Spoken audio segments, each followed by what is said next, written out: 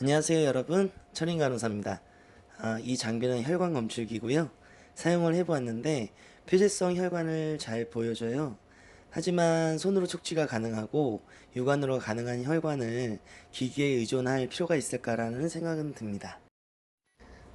하지만 니들을 무서워하는 환아나 그리고 이리터블한 환자에게는 좀 유용할 거라는 생각도 드네요. 누구나 간호사가 되면은 IV를 잘하고 싶어 해요. 근데 정말 방법이 있을까요? 아니에요. 많이 해보는 사람이 제일 잘하는 거예요. 즉, 깡패란 얘기죠. 혈관 근처이든 혈관이든 일단 어프로치가 됐다면 그 안에서 해결을 하셔야 돼요. 각도를 살짝 달리 하셔서 혈관을 찾으시면 됩니다. 다시 찔러서 통증을 느끼는 것보다 안에서 뻐근함을 느끼면서 찾아가는 게 환자분한테는 훨씬 이득이에요. 엔지오 니들로 연습하실 때는 무조건 큰 바늘로 연습하세요. 그게 훨씬 도움이 많이 되실 거고, 본인에게 제가 찔러보라고 했는데 이건 농담이니까 진짜 하지 마시고 해보실 분들은 하셔도 좋습니다. 오늘 제가 알려드릴 IV 방법은 평범하지만 아주 중요해요. 첫 번째는 해부학적 위치를 머리에 늘 생각하시면서 IV 하셔야 되고요. 둘째는 환자가 어떤 성향인지 사소한 대화를 통해서 좀 파악을 하세요. 그리고 셋째는 따끔이라고 이야기하시고 절대 못 보게 하세요. 먼저 혈관 선택 방법, 그리고 소독, 그리고 어려운 혈관 잡는 방법 알려드릴게요. 먼저 혈관 선택 방법. 정맥은 대, 중, 소로 나눠지고요. 대정맥은 베나카바라고 불리고 지름이 10mm 이상이에요. 판막이 없는 게 특징이고요. 중정맥은 인체 대부분의 정맥을 말하는데 2mm에서 3mm거든요. 즉 18게이지인 구경이 1.3mm니까 어프로치가 가능해요. 경력이 있는 선생님들은 환자가 왔을 때 CC를 물어보고 히스토리 테이킹을 하죠. 그러면 입원 기간이 얼마나 될지, 또 검사를 어떤 거 할지, 수액이나 약물은 어떤 걸 사용할지, 응급인지 비응급인지를 판단하고 엔지오 카테터의 게이지와 베슬의 위치를 대략적으로 신규 간호사에게 시키시겠죠. 자, 우리가 IV 사이트를 정하면 스킨을 일단 소독을 하죠. 보통 알코올을 사용하는데요. 알코올의 살균 시간은 15초가 지나야 세균의 외벽 위에 존재하는 지질성분을 녹이면서 작용을 나타내요. 즉, 외벽이 없는 미생물과 바이러스에는 효과가 크지 않습니다. 참고로 상처 부위에 소독을 하지 않아요. 이유는 통증과 정상세포까지도 파괴하기 때문이죠. 대부분의 피부 감염의 원인은 세균과 진균이지만 면역력이 저하된 환자들에게는 바이러스까지도 문제가 될 수 있기 때문에 포비돈 소독을 고려해 볼 만하겠죠. 포비돈 소독 후에 손으로 부채질하면서 빨리 말리는데요. 이거는 전혀 근거가 없는 행동이에요. 포비돈 소독은 시간이 지나면서 농도가 짙어지고 살균 효과가 높아지기 때문에 어, 꼭 말라야 세균이 죽는다는 그런 의미는 아니에요. 자, 이제 준비가 끝나셨으면 인젝을 하셔야겠죠. 인젝을 하기 전에 저는 플라스타를 인젝할 부위에 미리 붙여놔요. 그래야지만 굉장히 이리터블한 환자, 저혈당 환자, 하이포글리세미아로 온 환자의 경우에는 슈퍼맨이 되는 경우도 있어요.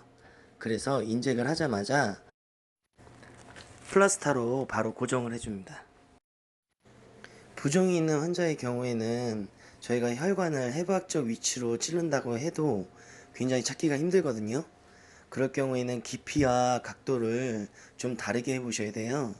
좌측이나 우측으로도 가보시되 각도를 좀 더 꺾어서 보통 15도라고 저희가 얘기하잖아요. 15도보다는 좀 더 깊은 쪽을 찔러서 찾아보시는 것도 좋은 방법이긴 하세요.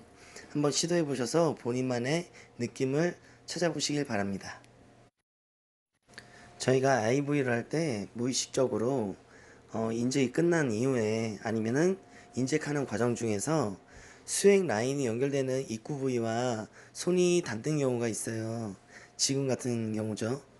이런 경우는 엄연히 따지자면은 오염됐다라고 저희가 봐야 돼요. 그래서 가능하시면 카테터의 제일 뒷부분을 잡고 IV를 시도하시는 거를 습관화시켜야 환자의 감염률이 좀 떨어지겠죠. 과거에는 저희가 IV를 놓고 수고했어 라고 하시면서 어른들이 엉덩이를 톡톡 하시는 분들이 있어요. 이거는 엄연한 성희롱이며 범죄입니다. 뜨거운 철인의 주먹 맛을 볼 수도 있어요. 혈관의 선택은 쓰이는 약물에 따라서, 즉 점도에 따라서 다르게 선택되어지기도 하고요. 사람은 중력의 힘을 받고 있기 때문에 하체 부위에 판막이 더 많아요. 발에는 라인을 잘 잡지 않는데 너무 바쁘다 보면 이렇게 우픈 일도 있어요. 방향을 항상 잘 보셔야 돼요. 자, 그럼 수액의 종류를 잠깐 알아볼게요. 크게 두 가지로 나눠져요. 정질액과 교질액으로 나눠져요. 그 전에 우리가 약어를 좀 알아야겠죠? S는 셀라인을 나타내고 D는 덱스트로즈, H는 하트만이고요. 그리고 W는 증류수를 나타내요. 정질액은 DW, DS, 핫솔, 우리가 흔히 쓰는 노말셀라인 이렇게 정질액으로 분류가 되고요. 교질액은 RBC 전열이라든가 FFP 능동혈장 그리고 마니톨 등등이 있어요. 우리가 병원에서 흔히 쓰는 용어는 아니지만 가끔가다 저장성, 등장성, 고장성 이렇게 분류를 하기도 하죠. 우리가 흔히 많이 쓰는 0.9% 노말셀라인은 우리 몸의 체내 성분하고 비슷한 농도로 맞춰져 있어요. 즉 농도가 낮을 때는 우리가 저장성 0.8%겠죠. 그리고 고장성은 당연히 농도가 높은 걸로 이렇게 생각하시면 될 것 같아요. 제가 다음 영상에서 수분과 전해질 불균형에 대해서 얘기 드릴 거예요. 그때 자세하게 다시 한번 설명해 드릴게요. 자, 그러면 어려운 혈관을 잡는 방법을 잠깐 설명해 드릴까요? 환자분들이 오시면 쉬운 혈관만 있는 게 아니죠. 굉장히 고난도에 어떻게 보면 쉬운데 막상 찔러보면 금세 터져버리는 혈관들이 참 많아요. 이런 환자분들은 왼손으로 혈관이 움직이지 않게끔 잘 지지해 주신 다음에 오른손으로 혈관이 펑쳐되는 느낌이 들면은 왼손에 지지했던 손을 살짝 놔주세요. 그러면 혈관의 직경이 좁아졌다가 다시 살짝 넓어지거든요. 그때 앞에 있는 젤코를 밀어 넣으시면 거의 대부분은 성공하세요. 요거는 하나의 방법이니까 잘 기억하셨다가 그런 어려운 혈관의 환자분들이 오시면 한번 시도해 보세요.